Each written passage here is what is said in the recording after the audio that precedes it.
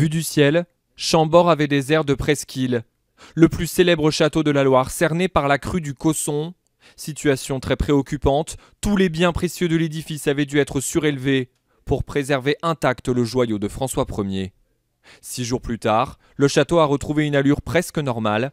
Les touristes peuvent à nouveau le visiter depuis lundi. Le plus concrètement possible, c'est simple. Vous avez ce trait ici. Voilà. Là, c'est 60 cm d'eau. De l'eau pas encore tout à fait écoulée, qui a formé un bassin dans les jardins. Dans la cour d'honneur, il reste aussi quelques flaques. Grâce à la mobilisation du personnel, le patrimoine n'a pas été touché. Pour repérer les dommages, il faut descendre au sous-sol. Les réseaux électriques et le système de sécurité incendie ont été noyés. Les entreprises de maintenance ont pu faire le diagnostic, elles ont commandé les pièces et on y va très vite pour protéger le château, évidemment, le monument, pour remplacer toutes les pièces qui sont mortes. Coût de toutes les réparations, plus de 500 000 €. Des frais auxquels s'ajoutent les 5 jours de fermeture contrainte et forcée, 200 000 € de perdus, un coup dur pour la trésorerie du château. La direction a décidé de lancer un appel aux dons.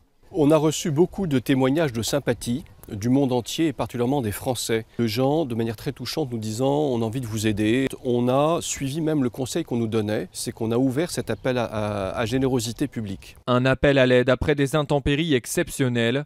Depuis le XVIIIe siècle au moins, jamais une crue n'avait à ce point menacé le domaine.